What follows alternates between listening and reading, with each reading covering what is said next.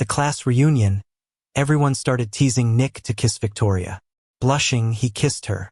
Victoria didn't push him away. Instead, she fiercely deepened the kiss as everyone cheered. No one knew she and I had been married for 4 years. When the party ended, she drove a drunk Nick home and left me to walk the nearly empty streets alone. She didn't come home that night. The next day, there were fresh hickeys on her neck. 6 months ago, Victoria started seeing a guy, the very Nick she once despised with a passion. I had chased her and cherished her for nearly 10 years before we married. For 4 years of marriage, I always made the first move. She was convinced I'd never leave her. I finally realized, it's time to let go.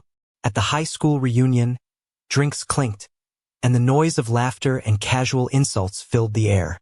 Victoria sat by me, not too close but not too far, downing drinks gloomily. Her moist eyes looked heavy, like time itself had become a sharp blade, cold and distant as ever. I knew she was mad, but her mood had nothing to do with me. I followed her gaze across the room to Nick, sitting in the corner. He always seemed rather quiet. Maybe it was the alcohol, but his usually pale face flushed a light pink, making him look handsome. Next to him was Lily, frequently offering him food and trying to chat. He occasionally responded with a smile. Both Victoria and I knew that Lily liked Nick back then, but people never seemed to buy into the idea of them as a couple. After a few rounds of drinks, we started playing a game of truth or dare, and Nick lost. Everyone egged him on. Nick, go on, kiss Victoria. Don't chicken out. They clapped and encouraged him. Drunk and flushed, Nick hesitantly stood up, unsure of what to do. The guy behind him gave him a nudge, pushing him in front of Victoria. Thrown off balance, he almost stumbled into her but was steadied by Victoria. Cheering exploded even louder around us. Amidst the teasing, Nick lowered his head and gently pressed his lips against hers. Everyone held their breath. Their relationship had always been intriguing. Victoria wouldn't care about social norms if she disliked it, but she didn't push him away. After a brief pause, just as he was about to pull back, Victoria grabbed the back of his head, her fingers weaving into his hair as she fiercely deepened the kiss. The corners of her eyes were slightly reddish, whether from drinking too much or something else. The crowd erupted into applause and cheering. Somewhere I heard someone say, "Is my OTP finally happening?" I looked at the wine glass before me, watching the swaying red wine reflect the dim lights inside, making my head spin. Everyone knew I pursued Victoria throughout high school, but no one knew we had been married for 4 years. No wonder they shipped Victoria and Nick. They had a story more compelling than ours. The more they opposed each other, the more they seemed like they were meant to be. I remembered back in high school, plenty of folks rooted for them. Once, I casually tested her feelings. Jokingly, I asked, "Everyone thinks you and Nick are a thing. Do you like him?" Victoria stopped writing, showing clear disgust. "Anyone but him. Don't mention his name, it's revolting." She hated Nick because his mom was a mistress. Victoria always thought Nick's mom was to blame for her parents' divorce. Later on, Victoria's dad and Nick's mom got together. From then on, they both loathed each other, with Victoria hating Nick more. Although 3 years later, that blended family fell apart, Nick's hostility toward her eased, but Victoria never wanted to hear his name. Even on her birthday, she accepted everyone's gifts but slapped away the little cake Nick brought, making him leave in anger. On his birthday, when others wrote nice messages, she wished him a lifetime of broken dreams, making him cry. Never thought she liked him. The teasing was so loud, it only made my head buzz. The glaring lights above me, the clinking glasses, the playful mocking, it all blurred into a haze. For a moment, I couldn't tell if it was a dream or reality. Not until deep into the night, as stars began to twinkle, did people start leaving one by one. Nick was drunk. Someone nudged him over to Victoria. "Victoria, can you take him home?" She held him up, heading to the car. Nick kept mumbling all the way, no idea what he was saying, but he stumbled, leaning on her, until Victoria pushed him into the car. As she bent down to get in, she didn't notice me at all. Their silhouettes under the streetlight looked like a couple who'd been through thick and thin. I stood under another streetlight, called her name Victoria. She paused, seemed to just remember I existed. She turned to look at me. Her features were clear, reminded me a bit of her younger self. She frowned slightly, showing a rare sign of impatience. Go home by yourself.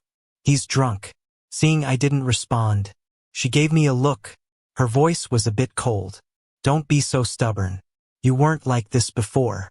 Then she got in the car. The car quickly vanished on the quiet road.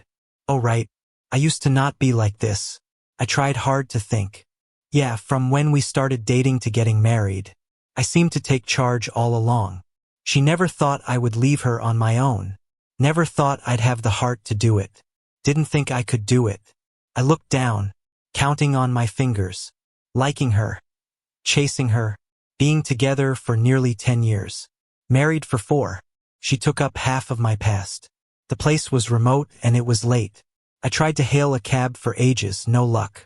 In the end, walked nearly an hour home. The only regret, I should have driven my car tonight. Halfway home, light snow began to fall. It was a bit cold. Pushing open the door, inside was dark and silent. This seemed colder. I covered my aching stomach, staggered into the room, felt around for the light, and nearly knocked over a painting on the wall. I turned on the light. The room became bright, a bit harsh. Squinting slightly, looked at the painting on the wall. I hung it up, framed in glass, kept it clean. The painting was of Victoria, back in first year of junior high. She was my desk mate. While she slept, I secretly sketched her pose. The girl in the painting had long lashes like butterfly wings, touched by the thin morning light from the window. A butterfly's dream, flickering gently. Back then, sneaky me lightly touched her nose. Didn't realize my finger had ink on it. Her nose now had a smudge of color. While I pondered nervously how to wipe it off, Victoria woke up. Later, when she saw my masterpiece, rarely mad, she flicked my forehead. Little troublemaker, holding my forehead, feeling wronged. Yet my lips curled smugly. Just thinking about this, my phone buzzed. Checked my phone. It was James. Felix, you okay? Scrolling up the chat, James had sent me some videos days ago. Since I've known Victoria, I thought her personality was always serious. From dating to 4 years of marriage, her emotions were calm as water. Whether it was an anniversary or any event, she showed little expression. I thought that was just her, until I watched the videos James sent. I realized she wasn't always serious, not unromantic. She just saved her warmth and smiles for someone else. They walked together, traveled together, stayed in hotels. Watching the videos James sent, I almost didn't recognize her. She'd sweetly serve someone food. Her eyes held a gentle affection. She'd tenderly stroke his hair, let him rest on her lap. Even the last video, 6 months ago, Victoria officially kept Nick. In front of the school, beneath the tree where I confessed to her. They kissed. James, a school teacher, just happened to stay late working. Saw them when leaving the campus. Recorded it secretly. None of the classmates knew I married Victoria. Our wedding had no elaborate ceremony. She found it complicated, and I didn't like the fuss either. So we just had a family meal. James was friends with Nick for years. He hesitated long before sending the videos. I finally recalled what happened that day. Victoria seemed visibly upset. Now I know why. She heard Nick was to be married. After graduation, Nick had a rough time. His family burdened him with troubles. Later on, his parents forced him to marry a wealthy woman. She liked him, but he didn't feel the same. On the wedding day, Nick ran off. Ran to Victoria. No wonder that day, when Victoria's phone rang, she left, barely touched my birthday cake. You eat the cake. I thought it was urgent work. Turned out, Nick had sought her out. In the video, Victoria initially met Nick. She looked indifferent. Weren't you supposed to be getting married? Nick isn't the type to cry much. That day, he kind of had a meltdown. He pulled Victoria aside and cried while talking a lot. I wasn't there. I don't want to get married. Basically, he bailed on the wedding. He had a lot on his mind and didn't know who to talk to. She was the first person that came to mind. Victoria didn't react or say anything. Then, Nick saw her silence, turned around, and said, "Fine, I'll go get married then." Victoria's expression changed. You wouldn't dare. She stepped forward, hugged him from behind under the lilac tree, and kissed him. Afterward, she said, "I'll give you 50 grand a month. I'll take care of you." Nick got angry, raised his hand as if to hit her. "Victoria, don't take it too far." But his hand never came down, and he looked a bit humiliated. He likely needed money because there seemed to be someone sick in his family. That's how Victoria started to support him. But the way she treated him wasn't like any ordinary lover. James shot a few videos for me. He randomly stumbled upon Nick a lot. Nick lived near the school, so James often ran into both him and Victoria. After watching the videos, my stomach churned, feeling really uneasy. I ran to the bathroom and threw up. In a dizzy moment, I remembered how I had proposed to Victoria 4 years ago. I thought she would reject me, but she accepted. It was only recently that I linked it all together. 2 days before I proposed, I heard Nick had a new girlfriend and was about to get engaged. Then they split up 6 months later. I wandered out of the bathroom, tired as hell yet unable to sleep. I didn't turn on the lights. I just sat by the window, looking at the neon cityscape, listening to the clock tick away. Victoria didn't come home that night. Not that this was the first time. I used to think she was a workaholic and just went to bed early. By the time the sky started to lighten and the first light crept in, I heard the door open. Victoria walked in and looked surprised to see me awake. I turned to look at her. She didn't say anything, just acted calm as usual. If I hadn't seen her pretending with such passion while kissing him, I'd think this was her normal behavior. She glanced at me, and as she turned away, I noticed strawberry-colored marks on her neck. I slowly stood up, maybe because the snow outside made everything feel so cold. My mood was eerily calm, with only a slight, prickly sensation left behind. "Victoria," she stopped in her tracks. I moved my aching shoulder a bit, adding an undertone I didn't even notice myself. "Let's get a divorce." When I spoke, Victoria didn't react, so I couldn't tell if she heard me or not. With her usual composure, she changed clothes and didn't pause till she reached the doorway. Then, she stopped briefly, as though she hadn't heard me right. "What did you say?" she asked, still tying a scarf, turning to look at me. I stared outside silently, slipped the wedding ring off my right hand, laid it on the table. "Did you hear me?" The glinting diamond wedding ring looked dream-like, almost surreal. All these years of marriage, I'd rarely taken it off. But Victoria never wore hers. As the ring clinked onto the table, there was a fleeting flicker in Victoria's eyes. But the moment passed quickly. She tidied her scarf, slightly furrowing her brow. "Don't be childish. I have a lot of work today. I'm heading to the office." She left. Only then did sleepiness begin to take over. I turned and flopped onto the bed. The untouched sheets, cold and unforgiving, took a while to warm me up. "Oh, Victoria, Victoria," I chuckled, shaking my head. "Am I just stuck here? Or did you forget to move forward? Did she forget I'm no longer that young? I don't have the courage and patience to chase her recklessly like before." I stepped out and didn't return until evening. James texted me, saying she and Nick were sitting by that lilac tree outside the campus. I drove over there. After parking, I didn't approach them directly. I stood quietly a short distance to their right, watching them. Nick seemed unchanged over the years, always youthful and striking in his demeanor. They were on the bench, with rows of winter-barren flowering trees behind them. Victoria seemed a bit restless, frequently checking her phone. After a while, she finally took it out again, hesitated a bit, and typed on her screen. My phone buzzed. I pulled it out. She messaged me on Instagram. "What are you doing?" I stared at those words for a while, feeling the urge to laugh. Thinking hard, I realized it was the first text she ever sent me. In the past, I often messaged her, sharing interesting things, only to get a lukewarm okay back. I got used to it, thinking that this was just her style. Now, it just seems kind of funny. Since getting with Nick, she probably talks more in those videos James sent me than in all our years of marriage.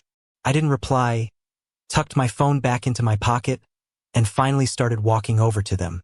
Hearing footsteps, Victoria looked up. The moment she saw me, I figured she'd at least look a bit panicked, caught cheating and all. But surprise, her first move was to shield Nick sitting next to her. The surprise in her eyes was there for just a moment. Then it was like watching a calm lake again, like she knew I wouldn't react at all. Or maybe all those years of me chasing her made her think I'd never leave. Nick, sitting next to her, looked at me, all nervous. I ignored him, reached into my bag, and pulled out the divorce papers, handing them to her. Take a look. If it seems fine to you, we'll sign it. Victoria took it, and for the first time, that calmness of hers started to crack when she saw what was written. I didn't wait for her to speak and just turned to head for the car. Think it over, read it through, and then call me. I opened the door, got in, and drove off. From the rearview mirror, I saw Victoria suddenly stand up and take a few steps towards me, until I turned a corner and she disappeared from view.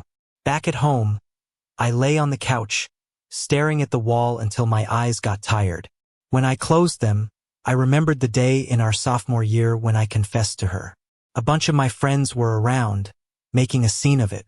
I was so nervous I couldn't see anyone clearly except her. James was there with a grin, recording it all, and the only thing I heard was her saying okay. Not too long ago, I found that old video again, and in the crowd I saw Nick. Before Victoria said yes to me, she looked his way just once. And when she agreed, Nick dropped his gaze and walked away. Thinking back, it was shortly after Nick had started dating the class beauty from next door. Mulling this over, I let out a smirk, tossed my phone aside. My heart felt heavy, like it was stuffed with cotton. Turns out I've been a stand-in all along. Just something to get at him. What a clown I've been, revolving around her like that. In the end, it was nothing but a one-man show. No wonder people thought we broke up ages ago, even though we never actually did, just 'cause she was always a little distant. I took a deep breath, about to toss all these tangled thoughts out, when my phone rang. Hearing it, I didn't realize it was my phone right away, because I set a special ringtone for her, and it never, ever rang. I let it ring a bit before opening my eyes and picking it up. I didn't say anything, just waited quietly for her to speak. Victoria spoke first, asking why I wasn't at home. I glanced around at my place, then at the time on my phone. It was 6:30. She actually came home. Hard to remember the last time she was back this early. I lowered my gaze, my ringless right hand tapping on the table. If you're sure about it and you've read through it, then sign it. Let's find a time to go to the Civil Affairs Bureau together. Victoria took a deep breath on her end, her voice dropping a bit. Are you throwing a fit because of Nick? I paused a moment, my grip on the phone tightening, my voice turning cold. Shouldn't I be upset, Victoria? Since chasing after her all those years, I'd never talked to her like this. Always soft-spoken around her, never once raised my voice. She seemed stunned on the other end. Lightly tapping the table, or do you think I should watch you be with Nick and still pass my blessings your way?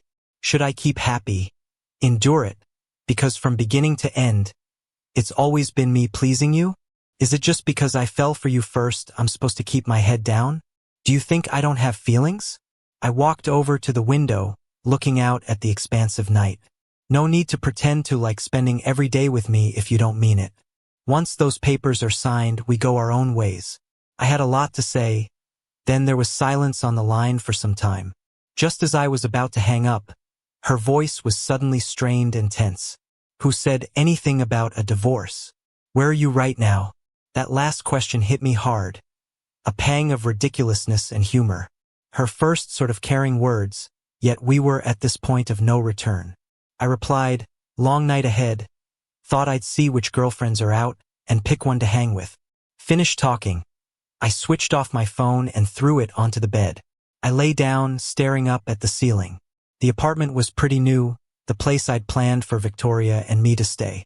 I really liked this spot because of the open view when you open the window. But we barely lived here before she said she didn't like it, so we moved to where we are now. Thinking back now, it wasn't that she didn't like it here, it was just that the other side had closer to where Nick lives, right? It wasn't until I finally turned my phone back on the next day that I realized Victoria had been trying to reach me all night long. There were dozens of missed calls and countless messages waiting from her. If this were before, to see her so desperate would have made me so happy. But even if she spent the whole night looking for me, she couldn't figure out where I was. If it were Victoria who went missing, I'd find her in no time. I know her likes and dislikes, her favorite hangouts, and which friends to ask if she disappeared. But Victoria's different. Maybe it was only last night that she realized she didn't have any way to reach me. She's never cared about what I enjoy doing or where I spend my time. After knowing each other for over a decade and even being my wife, she knows less about me than a colleague she's worked with for just 6 months, absolutely nothing. I finally replied with a message. Sign it, or if you want to go to the Civil Affairs Bureau, let's do it. Just contact me. For a couple, it's shocking we've become this distant. After freshening up, I went to work.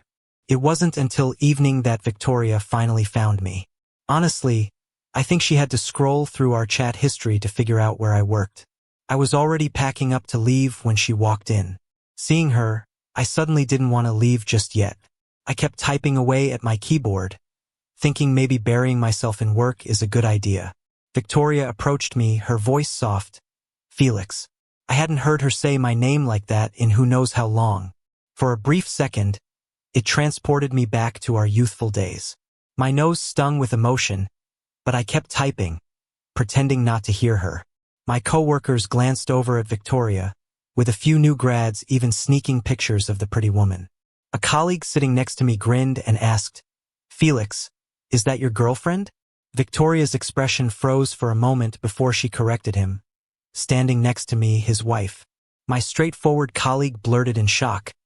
Oh, so you're married? Victoria's face darkened further. Didn't you clock out? I'll take you home. I really had clocked out.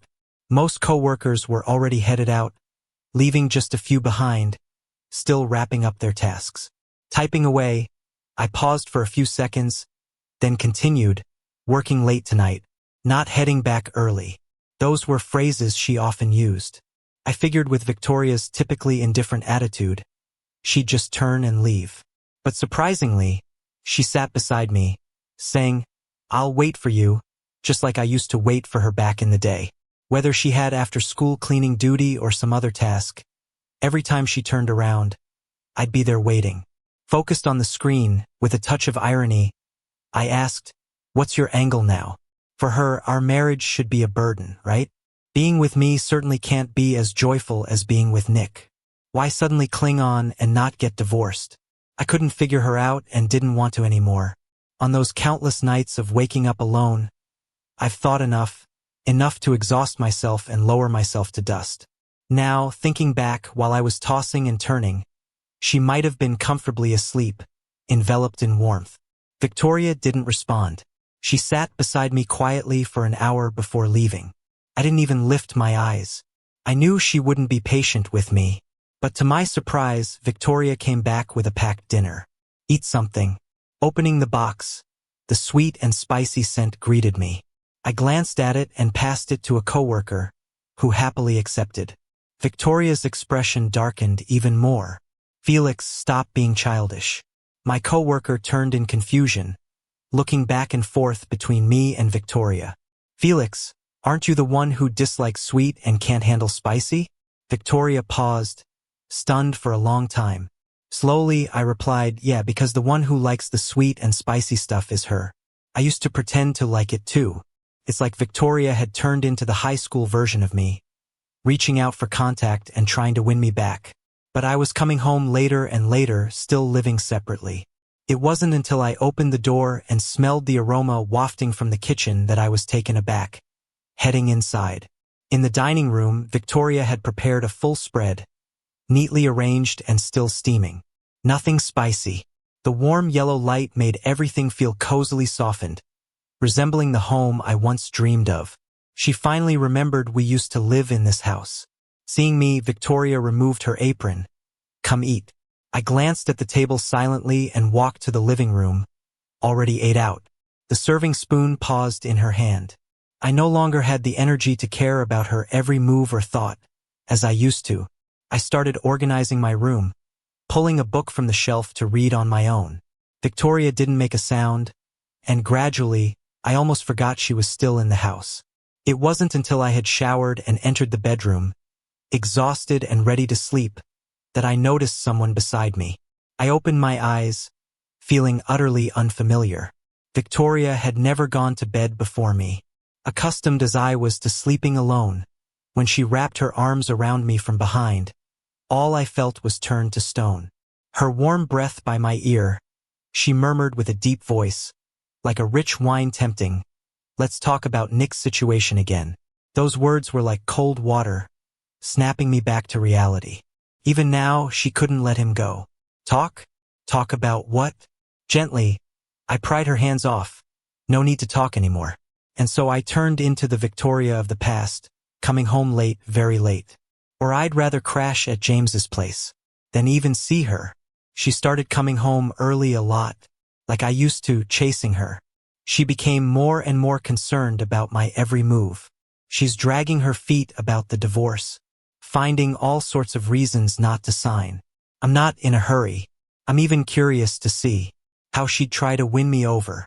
Watching her hopeful attempts to surprise and warm my heart, only to walk away disappointed time and again.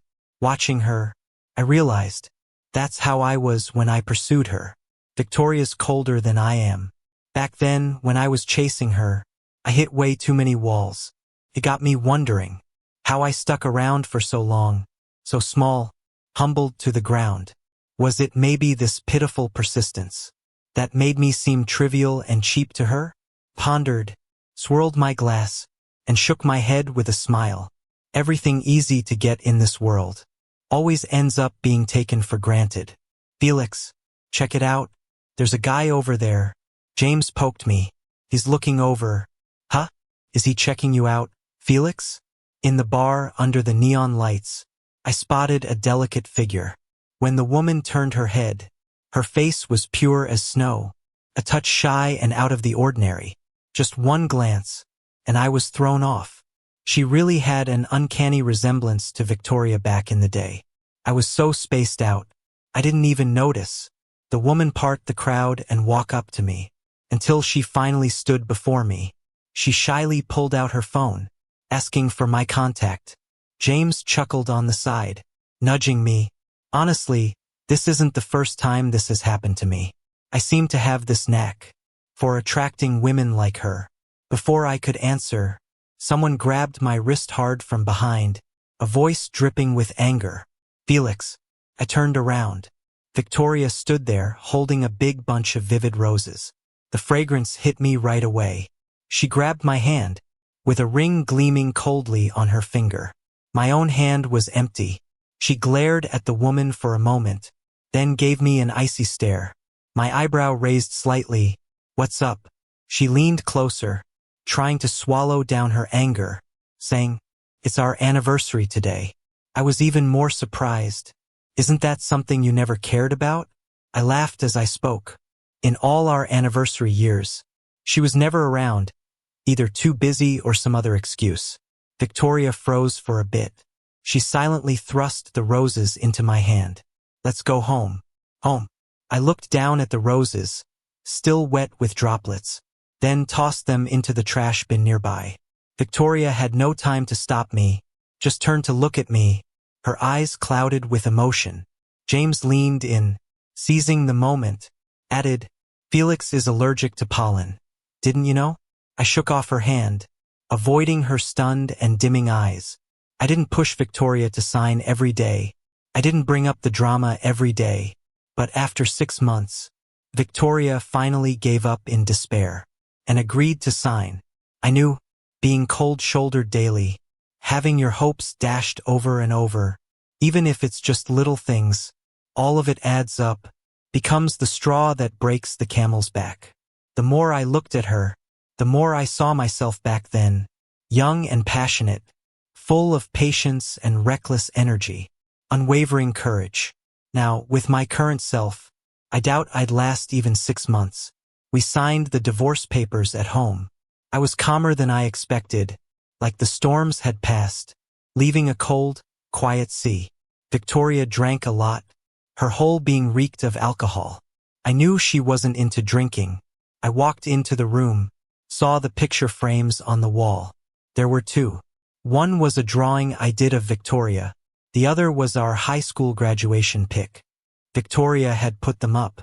I used to think she hung that photo because, when we took it, I stood just one row below her, directly in front. When I take a good look now, it was Victoria back then. The direction she was looking in, the person standing there, was clearly Nick. Their story, if I hadn't been in the middle of it, probably would have been one of those heartwarming tales of mutual secret crushes coming together. I looked away and glanced at the picture I had painted hanging nearby. I reached out to take it down, but just as I touched it, the frame, not being securely hung, fell on its own.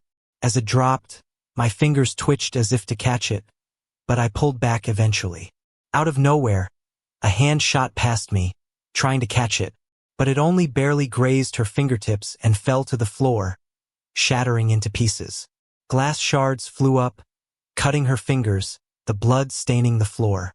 Victoria didn't seem to notice at all, bending down to gather the broken frame and torn painting.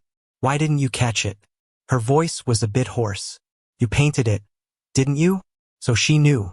I thought she didn't. It had been hanging in the room for so many years, and she always walked past it without a glance, never asking once. The glass shards continued cutting her fingers, coloring the floor red bit by bit. I grabbed her hand. "Don't clean it up. What's broken is broken. Even if you piece it back together, it's never the same as before." "Does it hurt?" she asked, looking at her wounded hands. "No. What hurts is the old me. If I had known all love had to be guarded, it wouldn't be so exhausting now to even think about love." The halted glass shards stopped. She slowly looked up, her long, beautiful eyes meeting mine. It was the first time I saw her with this expression. Eyes shattered like scattered glass, impossible to piece back together whole again. She reached out towards me, trying to touch my face. "Don't get divorced. Can we try again?" I avoided her hand and turned to the table, signing the divorce papers and shaking my head. After finishing up the divorce process with Victoria, I suddenly felt much lighter. As we left the civil affairs office, I went east and she went west. I didn't look back until I got into the car. Only then did I realize she was standing not far from where we split, just staring at me, like a lost child. I tore my gaze away from her, pressed the gas pedal, and drove away. For once, it wasn't me following her, watching her silhouette vanish. I knew Victoria would end up with Nick. Even during our divorce proceedings, she never said she'd let Nick go. Their public announcement of being together didn't surprise me at all. But their breakup news came so fast it shocked me. Less than 7 days after Victoria and I divorced, what was once a relationship in the shadows finally brought to light, yet ended so quickly. James sent me a screenshot of Nick's Twitter. Nick had written something like, "Turns out you just like the thrill of skirting boundaries. If I'd known, you should have told me sooner." Her weariness with the relationship arrived quickly, shocking everyone. Since that day, I stopped trying to follow whatever updates there were about Victoria. But news of her reached me now and then through mutual friends. I heard Victoria got the photo I had dropped restored, and she put it on her desk, often staring at it absent-mindedly. I pawned our wedding ring, yet she still wore it. One day, snowflakes floated outside my window, and when I pulled back the curtain from the high rise, I saw her in her gray coat standing by a lamppost, gazing silently at the rarely populated road. It reminded me of when we were in high school and I stubbornly waited in a snowstorm to surprise her for her birthday. I pulled the curtains back, pretending not to see her. I've grown accustomed to a life without Victoria. The once empty and lonely house feels warm and tidy now, set up exactly how I like it. I can cook the meals I love without having to think about whether she likes them or not. I can spread out on the comfortable bed without waking up in the middle of the night to an empty space beside me. The following summer, I packed my bags and traveled far and wide, visiting many places. Sometimes I had friends with me, and other times I went alone. I saw the clear blue sea and the desolate desert, watched eagles soar across the sky, and climbed mountains to watch the sunrise and sunset. I stood before snow-capped mountains, scooping up a handful of ice-cold snow. These were things I once wanted to do and see with Victoria, which she always found reasons to avoid, yet somehow had the time for someone else. Some close friends told me Victoria had changed. Even friends from her company tried to persuade me. I think she genuinely regrets it now. She still hasn't taken off the ring and hasn't gotten close with other men. Maybe you guys should consider getting back together. When I got their message, I was watching the sunrise from a mountain peak. I looked down and typed back my response, no thanks. Not all things are worth forgiving, and not all beautiful sights require two people to see.